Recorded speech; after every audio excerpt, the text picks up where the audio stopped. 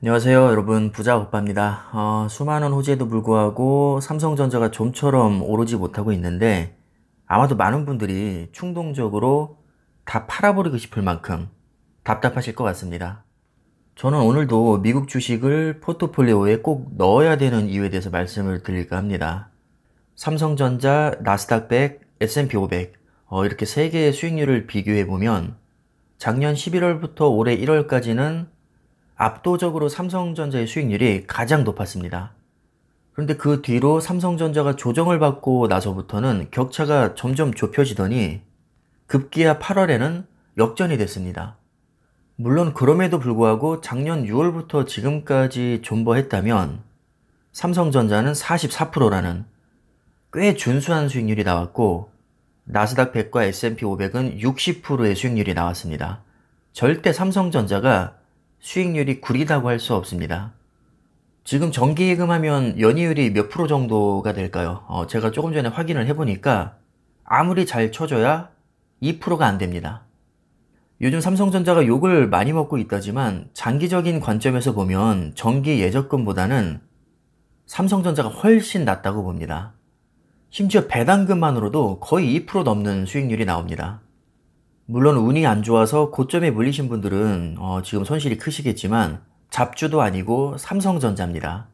언제든 전고점 돌파하고 신고점을 계속 경신해 나갈 만한 충분히 능력이 있는 기업이고, 장기적으로 보면 전혀 걱정할 필요가 없습니다. 사실 우리가 스트레스 받는 이유는 끝내 못 오를까봐가 아니라 분명히 언젠가는 오르겠지만 그게 1년 후가 될지 2년 후가 될지 모르기 때문일 겁니다. 투자자 입장에서 기회비용을 생각하지 않을 수 없기 때문에 그 기간 동안에 수익률이 더 좋은 기업에 투자하는 게 더 낫지 않을까. 누구나 이런 생각을 할 수 있겠죠. 그래서 오늘은 삼성전자와 함께 장기 투자하기 좋은 종목에 대해서 말씀을 드리려고 합니다. 미국에는 나스닥과 S&P 500이라는 지수가 있는데 소위 3대 지수에 다 포함이 되죠. 미국 증시는 세계에서 규모가 가장 크고 수익률도 가장 높습니다. 나스닥은 주로 기술주 중심으로 이루어져 있는데, 그 중에서도 비금융주 상위 100개 종목을 추려서 지수화시킨 것이 바로 나스닥 100이고요. 나스닥 100 수익률을 그대로 추종하게 만든 ETF 중 하나가 타이거 미국 나스닥 100입니다. S&P 500도 소위 미국에 상장된 기업 중에서 각 섹터별로 잘 나가는 약 500개 기업을 추려서 지수화시킨 것이고, 이 지수의 움직임을 그대로 추종하게 설계한 ETF 중 하나가 타이거 미국 S&P 500입니다. 차트를 보시면 두 종목 모두 수익률이 거의 비슷합니다. 드라마틱하게 높진 않지만 변동성이 매우 작으면서도 한결같이 우상향하고 있습니다. 기본적으로 지수를 추종하는 ETF는 여러 개의 종목을 품고 있기 때문에 개별 종목처럼 엄청난 수익률을 기대하기는 어렵습니다. 왜냐하면 모든 종목이 동시에 급등할 가능성은 매우 희박하기 때문입니다. 하지만 반대로 생각해보면 모든 종목이 동시에 폭락할 가능성도 매우 희박하기 때문에 적어도 하락장에서 방어율은 굉장히 좋을 겁니다. 삼성전자는 정말 잘 나갈 때는 미국 주식 저리 가라 할 정도로 무섭게 치고 올라가지만 반도체 슈퍼사이클의 영향을 크게 받기 때문에 상승 재료가 소진되고 나면 요즘처럼 지루한 조정을 거치기도 합니다. 장기 투자자 관점에서 조정받는 구간은 절호의 매수 기회이지만 요즘 분위기를 보면 기분 좋게 줍줍하는 분들보다는 주가가 왜 이 모양 이 꼴이냐고 욕하는 분들이 더 많습니다. 그럼 조정받기 직전에 다 팔고 급등하기 직전에 다시 풀 매수를 해야 될까요? 당연히 가능하다면 이렇게 하는 게 가장 좋겠지만 이건 사실상 불가능합니다. 그렇다면 현실적으로 시장에 계속 붙어 있으면서 상승장을 기다리는 수밖에 없는데, 한 종목에만 너무 의존하게 되면 스트레스가 이만저만이 아닙니다. 그래서 가장 좋은 방법은 잘 나가는 다른 종목에도 분산 투자를 하는 겁니다. 만약에 한 2년 전부터 삼성전자, 나스닥 100, S&P 500 이렇게 세 종목에 분산 투자를 해왔다면 작년 하반기부터 올해 초까지는 삼성전자 때문에 대박이 났을 것이고, 그 이후로는 나스닥 100과 S&P 500 때문에 그나마 삼성전자로 손실 본 것을 만회했을 겁니다. 삼성전자가 지금 거의 1년 가까이 조정을 받는 바람에 물론 힘들 수는 있겠지만 그래도 그나마 다행인 게 나머지 두 종목이 묵묵하게 수익을 내주고 있기 때문에 아무래도 심리적으로 많은 위안이 될 겁니다. 분명히 언젠가 삼성전자가 다시 수익률을 역전시키는 구간이 오겠지만 문제는 그게 언제가 될지 모른다는 겁니다.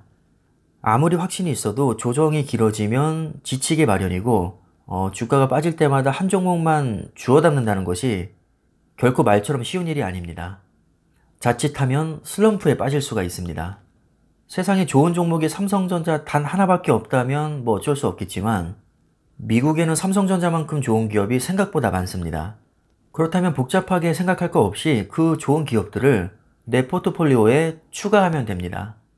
삼성전자가 아무리 좋아도 굳이 수익률 좋은 미국 주식을 배척할 이유는 없다고 봅니다. 그냥 심플하게 삼성전자에도 투자하고 미국 주식에도 투자하면 됩니다. 제가 지금 나스닥과 S&P 500 이렇게 두 가지에만 들었지만 찾아보면 좋은 종목이 너무나도 많습니다. 미국 빅테크 상위 10개의 기업에 투자하는 미국 테크 탑10, 필라델피아 반도체 30종목에 투자하는 필라델피아 반도체 나스닥, 그리고 2차전지 ETF도 있고 요즘 핫한 메타버스도 있습니다. 제가 개인적으로 좋아하진 않지만 차이나 전기차 ETF, 요즘 수익률 정말 장난이 아니더라고요. 팡지수를 추종하는 코덱스 미국 팡플러스도 있고 미국 직투로 눈을 돌리면 QQQ나 SPY, SOXQ도 있습니다.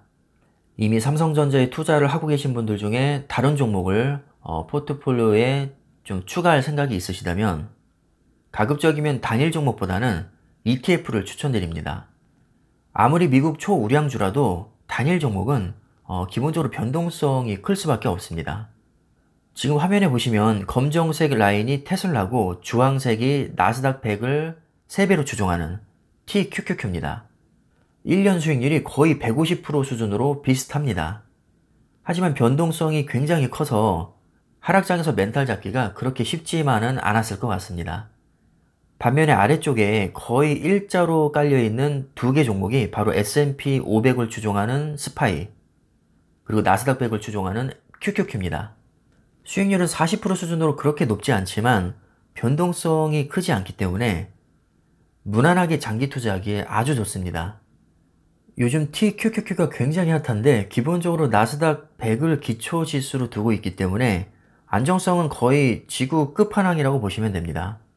다만 양의 3배수로 추종하기 때문에 나스닥이 5% 빠지면 TQQQ는 15% 폭락하게 됩니다. 기초지수가 이렇게나 우량한데도 태생 자체가 레버리지라면 리스크는 매우 큽니다. 나스닥이 하루에 34% 이상 빠지면 상장 폐지되는 거 아니냐 이렇게 걱정하는 분들도 계신데 그 전에 서킷 브레이크가 걸리기 때문에 이 정도 극단적인 상황은 거의 일어나지 않는다고 보시면 됩니다. 진짜 무서운 건 일시적 폭락이 아니라 심각한 경제 위기나 금융 위기가 와서 오랫동안 하락기에 접어드는 겁니다. 연속된 하락장에서는 TQQQ 같은 3배의 레버리지는 거의 초토화가 됩니다. 예를 들면 1990년대 말에서 2000년대 초에 있었던 닷컴 버블에서 TQQQ에 만약에 투자를 하고 있었다면 수익률이 거의 마이너스 99%까지 빠집니다. 그래서 백테스팅을 돌려보면 아직까지도 전고점을 회복하지 못한다는 그런 정말 충격적인 결과가 나옵니다. 그 뒤로 이렇게나 많이 올랐는데도 말이죠. 반면에 한 배수로 추정하는 QQQ는 전고점을 뚫고 올라가 있습니다.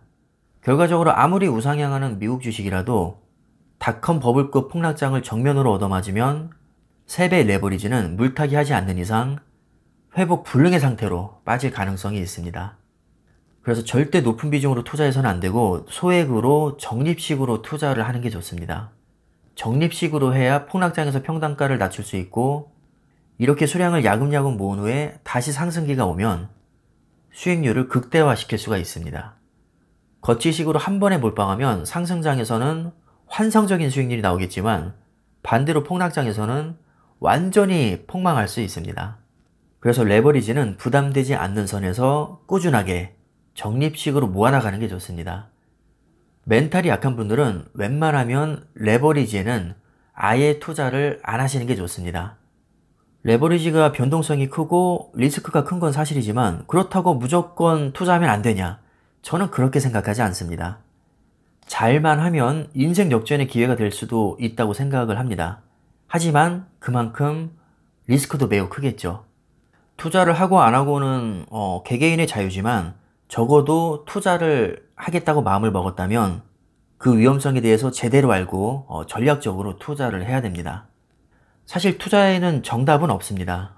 사람마다 생각이 다르게 마련이고 본인의 투자 성향에 맞게 포트폴리오를 잘 짜시면 될 것 같습니다. 대안은 얼마든지 많으니까 너무 한두 종목에만 올인하는 것보다는 그래도 좀 여러 종목에 분산 투자하는 게 저는 장점이 많다고 생각을 합니다. 물론 집중 투자도 장점이 많습니다. 집중 투자와 분산 투자의 우열을 가리자는 게 아니라 요즘 같은 시기에는 분산 투자도 좋은 대안이 될 수 있다. 이런 말씀을 드리고 싶은 겁니다. 이 정도면 제 의도가 충분히 전달이 되었다고 생각이 듭니다. 그럼 영상은 이쯤에서 마무리를 하겠습니다. 감사합니다.